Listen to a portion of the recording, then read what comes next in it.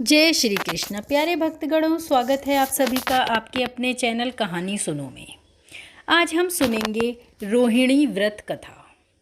पौराणिक कथा के अनुसार प्राचीन समय में चंपापुरी नामक नगर में राजा माधवा अपनी रानी लक्ष्मीपति के साथ राज करते थे। उनके 7 पुत्र एवं एक रोहिणी नाम की पुत्री थी। एक बार राजा ने निमित्त ज्ञानी से पूछा कि मेरी पुत्री का वर कौन होगा, तो उन्होंने कहा कि हस्तिनापुर के राजकुमार अशोक के साथ तेरी पुत्री का विवाह होगा।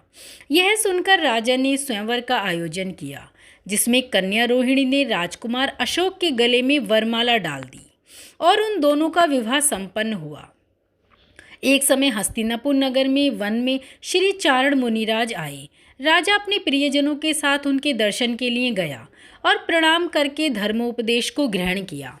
इसके पश्चात राजा ने मुनिजन से पूछा कि मेरी रानी इतनी शांतचित्त क्यों है। तब गुरुवर ने कहा कि इस नगर में वस्तुपाल नाम का राजा था और उसका धनमित्र नामक एक मित्र था। उस धनमित्र की दुर्गधा कन्या उत्पन्न हुई। धनमित्र को हमेशा चिंता रहती थी कि इस कन्या से कौन विवाह करेगा।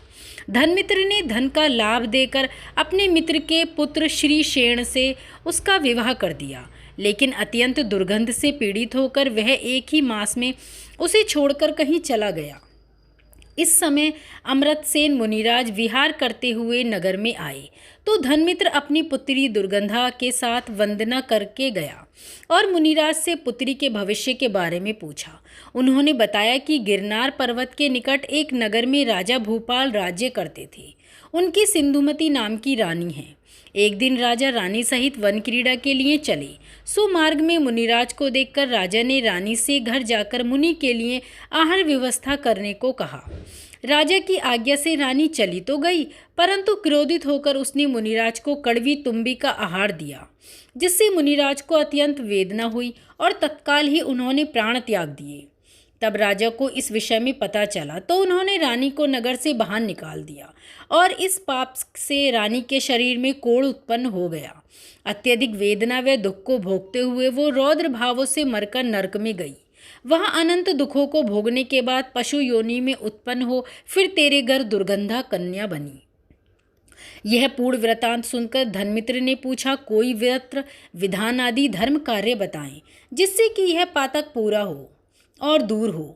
तब स्वामी ने कहा, सम्यक दर्शन सहित रोहिणी व्रत पालन करो, अर्थात प्रति मास में रोहिणी नामक नक्षत्र जिस दिन आए उस दिन चारों प्रकार के आहार का त्याग करें और श्री जिन चैत्यालय में जाकर धर्म ध्यान सहित 16 प्रहर व्यतीत करें, अर्थात सामायिक स्वाध्याय, धर्मचर्चा, पूजा, अभिषेक आदि में समय बिताएं और स्वशक्ति दान करें। इस प्रकार यह व्रत 5 वर्ष और 5 माह तक करें। दुर्गधा ने श्रद्धापूर्वक व्रत धारण किया और आयु के अंत में संन्यास सहित मरण कर प्रथम स्वर्ग में देवी हुई। वहां से आकर तेरी परमप्रिया रानी हुई। इसके बाद राजा अशोक ने अपने भविष्य के बारे में पूछा तो स्वामी बोले, भील होते हुए तूने मुनिराज पर घोर उपसर्ग किया था, सो तू मरकर नरक गया और फिर अनेक कुरीनियों से भ्रमण करता हुआ एक वणिक के घर जन्म लिया, सो अत्यंत घृणित शरीर पाया। तब तूने मुनिराज के उपदेश से रोहिणी व्रत किया। फलस्वरूप स्वर्गों में उत्पन्न होते हुए यहाँ अशोक नाम का राजा हुआ। इस प्रकार राजा अशोक और रानी रोहिणी व्रत के प्रभाव से स्वर्ग के सुख पाने के उन्हें मोक्ष की प्राप्ति हुई और वे धन धान्य से परिपूर्ण हुए।